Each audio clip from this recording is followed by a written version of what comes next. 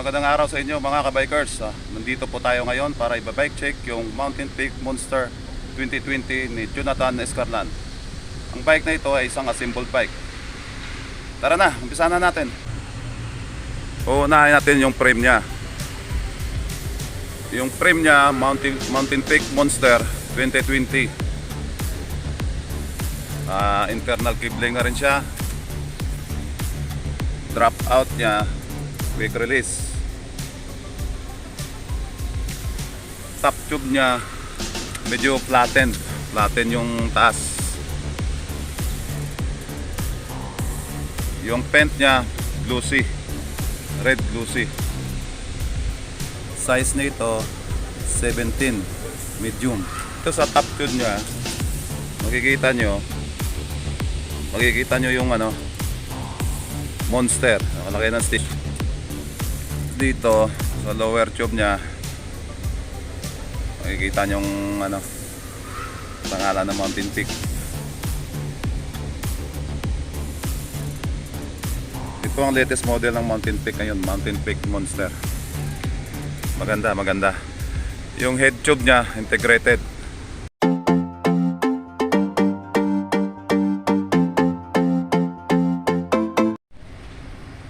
Sa cockpit naman tayo, yung handlebar niya Weapon Savage na may habang 800mm.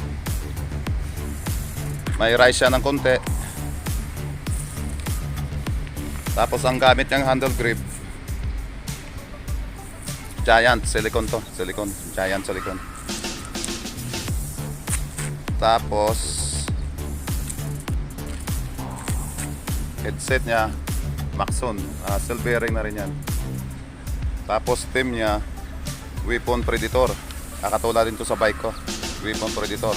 Naka-design ito pang trail. Mataba siya.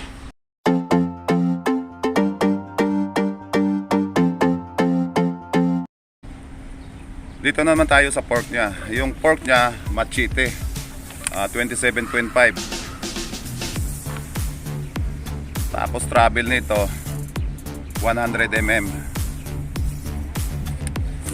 Lockout niya, manual lockout yan. Makikita nyo sa taas, manual lockout yan. Yan, makikita nyo, tatak. Machete yan, machete. Masakit sa bulsa ito. Hindi na masakit, butas talaga ang bulsa mo nito. Ito ang bibilin mo.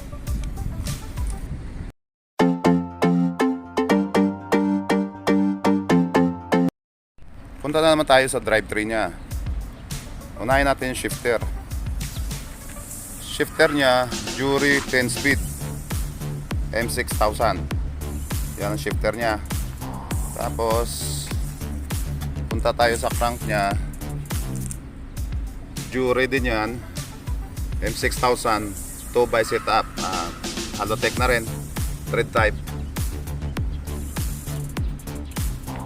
Tapos yung chain niya Jury din, M6000.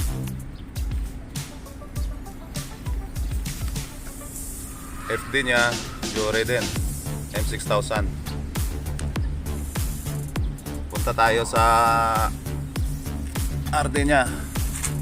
Yung RD niya Jury M6000 din. Yan, napakaganda yung RD niya, yayamanin. Punta tayo sa cagset niya. Yung cagset niya 10 speed Jury M6000 1142. 11 ang pinaka high speed, 42 ang pinaka low speed. Yan, kita nyo.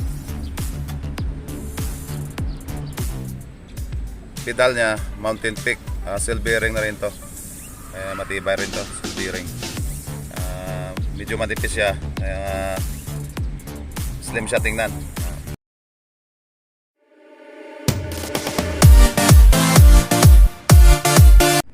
Sa well set naman tayo. Yung rim niya, weapon edges 27.5, 36mm. Tapos spokes niya, Ragusa stainless. Pati Naples, ganun din, Ragusa. Set yan. Ang hub niya, weapon Predator. Carbon ito. Tapos tire niya, Innova 27.5 by 1.95. Tama-tama na yan. Pakinggan natin ang tunog ng weapon Predator carbon hubs. Ito ang tunog ng weapon Predator carbon hub. Hindi siya ganong tunog mayaman, pero napakaganda naman pakinggan.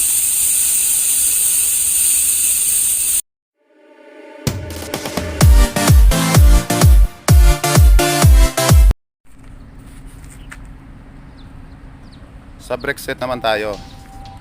Yung brake set nya, Shimano non-series. Matibay na rin yan.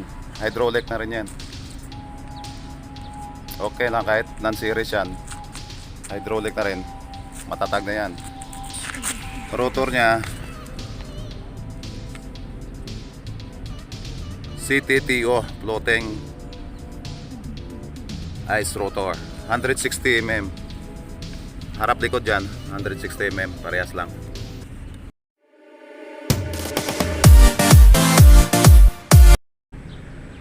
Dito naman tayo sa seat post nya. Yung seat post nya, Saturn, 400mm, 31.6 ang laki. Seat clamp nya, Sagmet. Yan, makikita nyo Sagmet.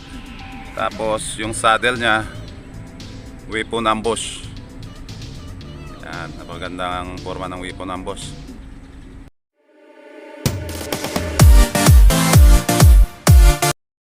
Okay ka-bikers, natapos na natin na bike check yung Mountain Peak Monster ni Jonathan Escarlan, assembled bike. Kung magtanong kayo kung magkano inabot nito, medyo may kalakihan din, masakit sa bulsa. 50,000 plus ang inabot nitong bike na ito. Pero sulit naman, napakagandang bike. Yan, makikita nyo sa likuran ko. Yan, napakagandang bike niyan. Kaya nga, iba talaga pag-assembled bike. Talagang quality ang mga components ang nakakabit sa kanya. Bago ko tapusin ang vlog na ito, shout out kay Jonathan Escarlan sa pagpayag na i-bike check ko yung MTB niya. Sa mga subscriber ko, maraming salamat sa patuloy na pagsuporta sa akin. Sana tuloy-tuloy pa rin. Masahan nyo, marami pang videos akong gagawin para sa inyo. Hanggang dito na lang. This is Johnny the Bikers. See you for more videos. Para sa suggestion at komento, i-comment nyo lang sa comment section sa baba para mapag-usapan natin. Salamat.